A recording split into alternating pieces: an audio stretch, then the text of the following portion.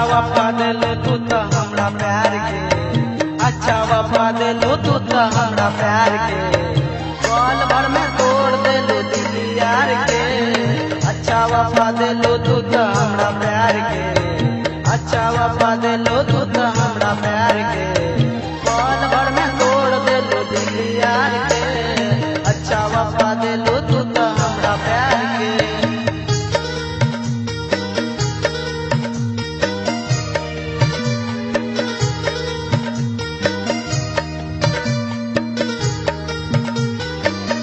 प्यार वाले सभी फूल मुरझाए, काटे वाले सदे को हमरा पीछे आए।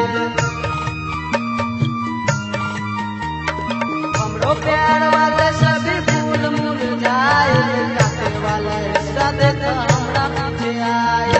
कबो ना देखले जान सपना हम गए के, कबो ना देखले जान सपना हम गए के, पल भर में तोड़ दे दिल यार के। अच्छा वफा दिलो तू तो हमरा प्यार के, अच्छा वफा दिलो तू तो हमरा प्यार के, पल भर में तोड़ दिलो दिल यार के।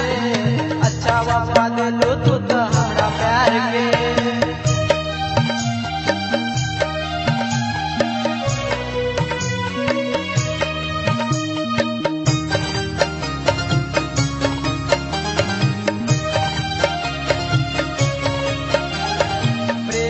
के जाल में हमके फंसा के, उस बड़े घर के और के फंसा के।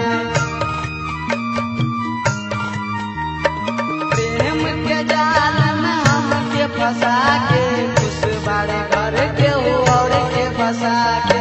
कर दिलो खून तू तो हमारो प्यार के, कर दिलो खून तू तो हमारो प्यार के, पल भर में तोड़ दिलो दिल यार के। अच्छा वफा दिलो तू तो हमारा प्यार के, अच्छा वफा दिलो तू तो हमारा प्यार के, पल भर में तोड़ दिलो दिल यार के। अच्छा वफा दिलो तू तो हमारा प्यार के।